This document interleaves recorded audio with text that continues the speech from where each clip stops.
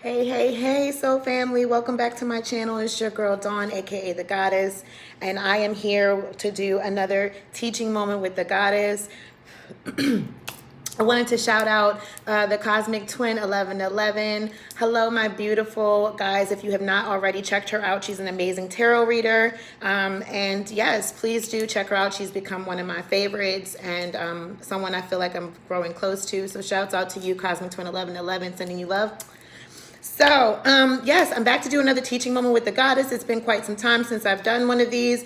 I have noticed on the channel that a lot of people aren't extremely interested in viewing the teaching moments with the goddess. However, I'm going to continue to do them on the channel. I do feel like it's a healthy part of the channel. It's also something that I feel will help someone down the line, even if it isn't anytime soon. This could be something that people view down the line. You know, whenever it may really truly be needed, the information may be needed at that time. So I'm going to go ahead and continue to upload these kinds of videos. I'll go ahead and continue to put them, condense them into like a playlist on the channel so it'll be easier to find them. I do feel like when you're on your soul's journey, it's good to not always focus solely on your relationships as far as soulmates or twin flames. And so this is going to help me continue to exercise me doing things for myself as far as self-love and just giving back to the collective in other ways, okay? So also at the end of today's topic, I'm going to go ahead and read, just choose a card from my Beyond Lemuria deck, okay? I just thought that would be interesting and fitting to end off the topics today. It's, we're going to do this first video kind of short because I did not charge my phone. Unfortunately, I should have, but I'm a very busy person, as I always say, so things kind of get, you know, I sometimes my phone just, I don't get it charged. So today's topic on Teaching Moments with the Goddess is going to be about the mystic character. That's right, the mystic character, okay? If you, mysticism, light workers, you know, indigo child, you know, I guess I said all of them that I can remember right now. But mystics are spiritual teachers, okay, people who have been throughout history. We tend to model their spiritual teachings, their spiritual behaviors, and the way that they view the self, okay, as far as ego and as far as the spirit self and beyond that, okay? Understand the mystic character is going to talk more about the character of a mystic or a light worker or an empath, okay, if you will, if you more identify with those terms, okay?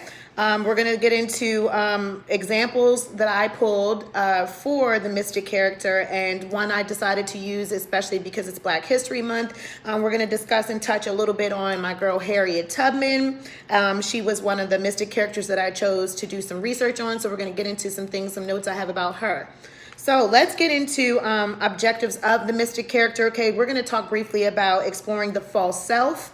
We're going to also introduce and discuss, again, like I told you, we're going to talk about the spiritualist and mystic Harriet Tubman, because I thought that was fitting, again, for Black History Month. We're also going to introduce and discuss briefly Andrew Frank Foole's Crow as a spiritual mystic. We're also going to explore moral capacities around the mystic character. We're going to discuss human solidarity with all that exists. As far as the mystic character goes, we're going to explore deep non-violence about the mystic character and characteristics over time and history. And then we're going to go ahead and conclude the discussion of the mystic with the contemplative character. Okay, understanding it a little, giving it a little bit more of a box, okay, conducing it so that you can understand better and identify with how you are maybe a mystic, okay? So in introducing the mystic character, we're going to just maybe get into the life of the spiritual practice of the mystic character and how you become aware of the state of your own human conditions, right? The self is developed. I have a quote here about the false self. The self developed in our own likeness rather than the likeness of God. It is the self-image developed to cope with the emotional trauma of early childhood. Wow. It seeks happiness in satisfying the interstitial needs of survival and security, affection and esteem, and power and control. Okay, and bases its self-worth on cultural or group identification. This is the false self. Okay, so let's go over some of those key terms in there. It is the likeness of its own self rather than the likeness of God. The false self is the self-image developed to cope with the emotional trauma of early childhood development. The false self seeks happiness in satisfying the interstitial needs of survival and security. The false self identifies with affection and self-esteem and power and control in the basis of its own self-worth on a cultural group basis, okay? That's how the false self would identify itself. We don't have to conquer our false self. We only need to have observing it, okay? You need to be able to observe the false self and then make changes according to what you observe. This takes time for the mystic character, okay? You're not going to become the mystic character overnight, and you're not going to become the mystic character without identifying the false self.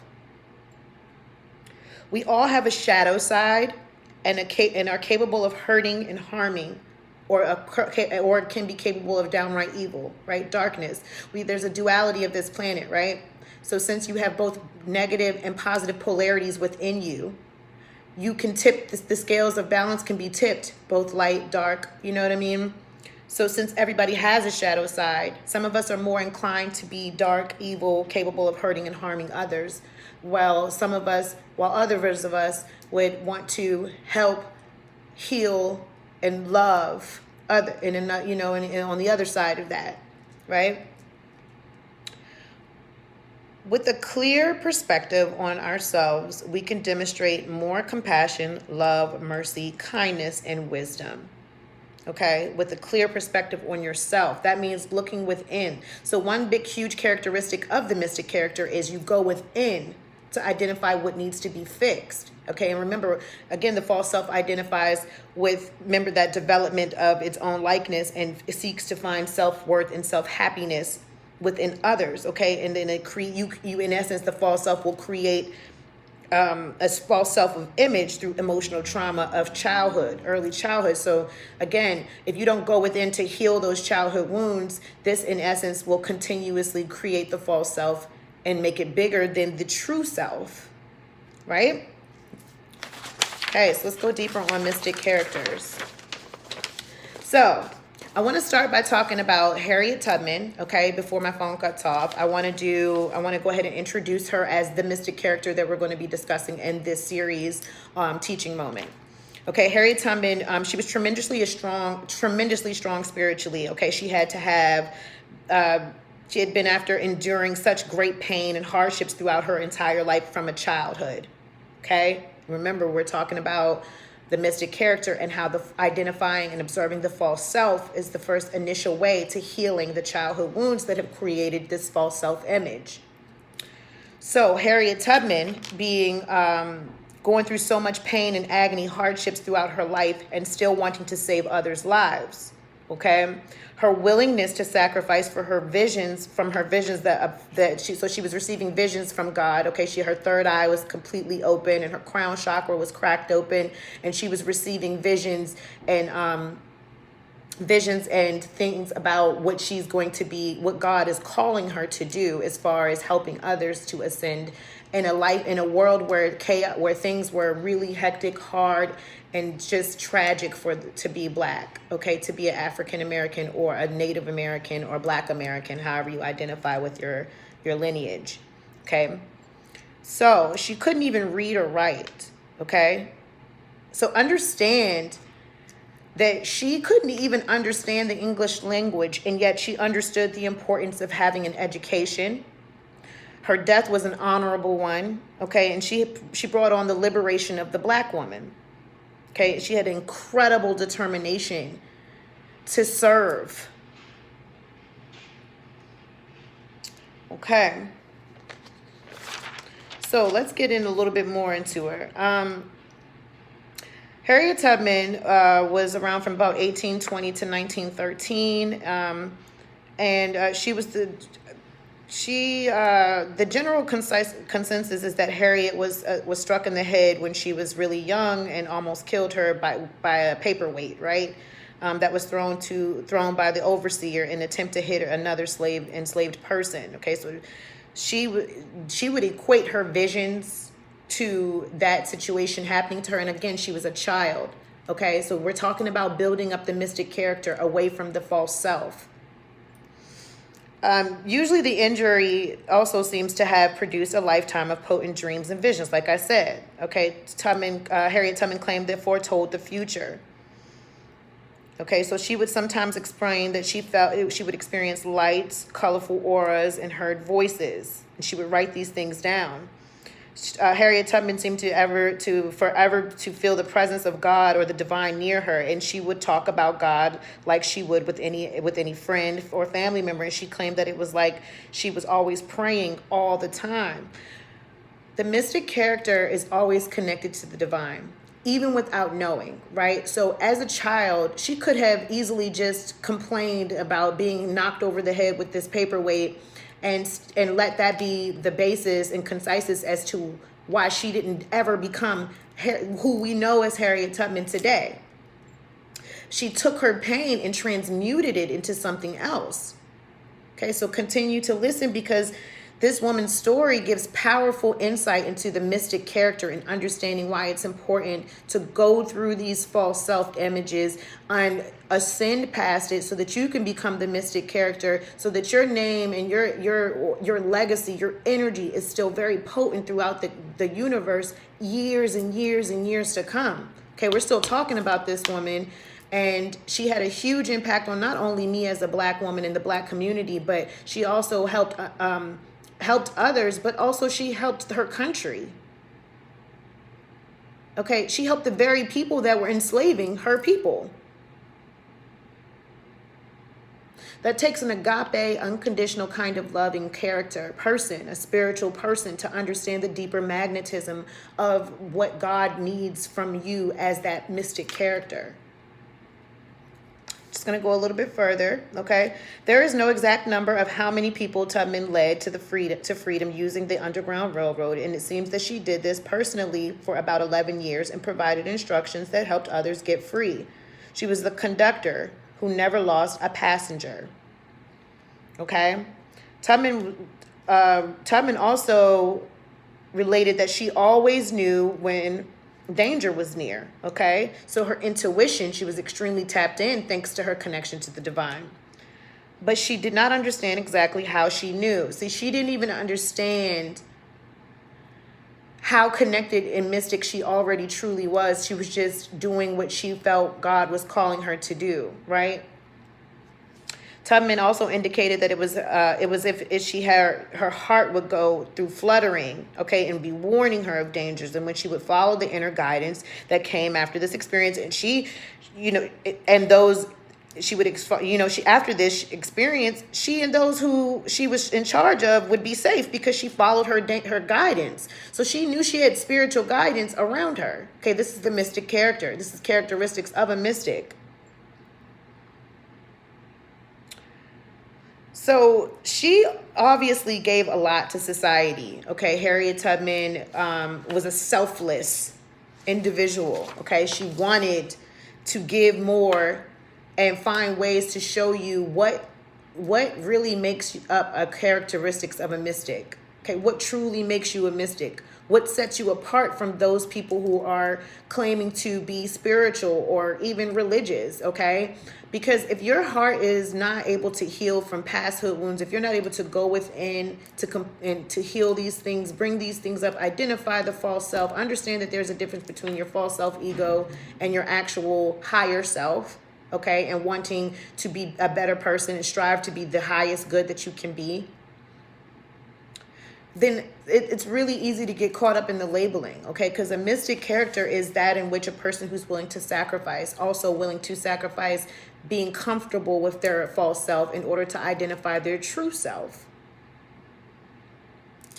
So I'm going to stop it right there. We're going to continue on with this topic in on a different video, because I don't want this video to cut off on us. We're going to get into some other mystic characters that I have pulled out. I really am going to continue to touch on Harriet Tubman and understanding moral capacity when it comes to respect for oneself, respect for others, and the respect for one's environment, and how this ties into being a mystic. Okay. I'm going to pull a Beyond Lemuria for us mystics and paths who are interested. And if not, you can go ahead and click off the video. And I will see you for part 2. But here we are. Let's get us a Lemuria card to end off for the collective. And yeah, let's do it. Let's get a card for the collective. Holy Spirit. What do we need to know about from our higher selves right now for our highest and best good? I like the cards to just fly out on their own. Just like that. Okay, so these definitions can be really long, but I'm going to take this one and put this one back. So we have here air. Okay, this is a light code card, card number 13, and it's called the paradigm shift. Okay, so I'm going to pull this up so you can see the light code right here in the corner. Okay, and I'm just going to read about this card here. Okay, this is air, card number 13. Ooh, pulled right up, got right to it. Okay, so this card is about a paradigm shift. It says, an innovative way of existing, new earth energies, inspiring others, fresh air, flying higher than you have before, more expansive perspectives, and consciousness shifts. Wow, we literally just talked about this. We are in a time of great change, and the speed of our evolution is increasing exponentially. With our advancing technology and ability to communicate, more knowledge and power are available to us as individuals than we have had in centuries. There are also more platforms where we can share this information. We have the ability to connect with the tribes who are making a difference, to connect with the web of change where our lights unite and increase. Information that is inaccessible, taboo, or shrouded in mystery or intuition, especially in the healing arts, are now available to us. We engage many tools as we build energetic sovereignty and create pockets where we can choose to make big changes in our communities. We can inspire others to connect the dots and receive and share the knowledge and tools needed for transformation. As we all wake up, we can't help but awaken those around us.